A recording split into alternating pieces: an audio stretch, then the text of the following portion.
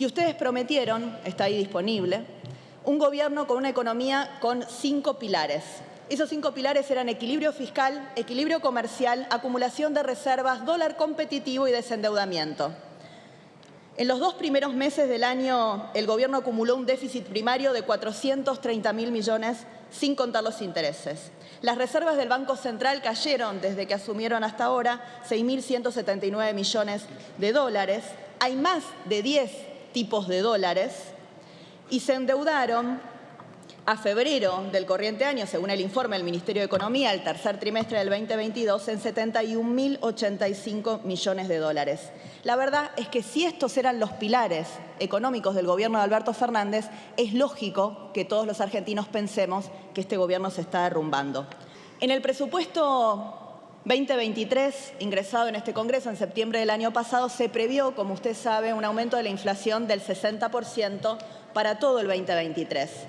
Luego, el ministro Massa presentó un plan de estabilización de precios de 4 meses, diciembre-marzo, con el que tenía por objetivo bajar la inflación, en el cual se preveía descender gradualmente hasta que en el mes de abril, dijo el ministro Massa, se llegara con el número 3 delante del índice de inflación. La inflación de febrero la conocemos, 6,6, hasta ahora en el primer bimestre 13,1, y una inflación anualizada que está en el 102%, la más alta desde 1991. Claramente esto ha superado lo que se preveía en el presupuesto y lo que se preveía también en este plan específico de estabilización de la inflación. Por eso, como no hizo referencia en su discurso a esto, le voy a preguntar realmente cuánto creen que se van a desviar de ese 60% de inflación que previeron en el presupuesto. Durante la campaña electoral, el presidente Fernández, como todos sabemos y recordamos, prometió aumentar un 20% las jubilaciones y dejar de pagar las LELIQ. En ese momento existían 681.511 millones de stock de LELIQ y se pagaban casi 700.000 millones de intereses. En la actualidad hay 9.427 millones de stock de LELIQ y se pagan 1.835 millones de intereses. Y las jubilaciones cayeron durante los últimos 12 meses.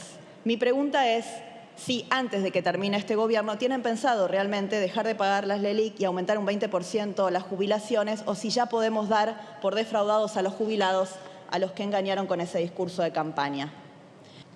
Y por último, señor jefe de gabinete, el 31 de julio del año 2019, desde las redes del Frente de Todos se dieron a conocer cuáles eran los compromisos que asumía este gobierno. Y ustedes prometieron, está ahí disponible, un gobierno con una economía con 5 pilares. Esos 5 pilares eran equilibrio fiscal, equilibrio comercial, acumulación de reservas, dólar competitivo y desendeudamiento.